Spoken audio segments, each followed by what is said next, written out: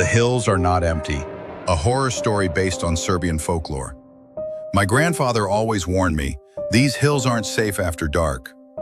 I'd always roll my eyes at his stories. Right, Grandpa, the haunted hills. Next you'll say the tooth monster's waiting for me. He didn't laugh, just stared, flat and cold. That day, we'd been chopping firewood near his cottage, tucked deep in the misty hills of southern Serbia. By the time we were done, autumn shadows were already crawling over the slopes. I should catch the bus, I said, slinging my bag over my shoulder. You probably should, he nodded, though I doubt those new street lights will keep the old spirits away. Right, and the Babaroga's gonna snatch my toes next, I smirked. He paused. You joke, but if you'd seen what I've seen, you wouldn't. What did you see? I asked, half curious. No time now. You'll miss your bus. But I saw the loneliness in his eyes. Ever since Grandma passed, he'd been alone. Maybe this was just his way of asking me to stay. If I spend the night, I said, will you finally tell me your story?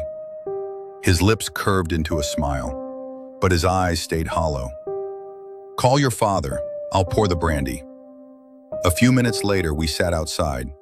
2 glasses, one regular bottle and another, smaller one, coated in layers of dust.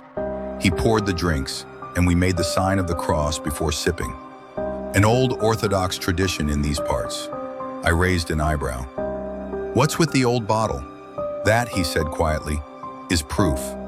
Proof of what I saw, of why I never walked these hills after sunset.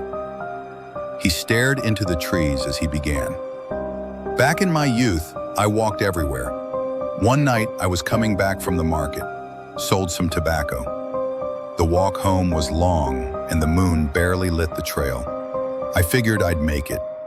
But a few kilometers in, I heard music. Music? I asked. A wedding band. Laughter. Clapping. I thought it was strange, but I kept walking. And then, I saw them. Saw who?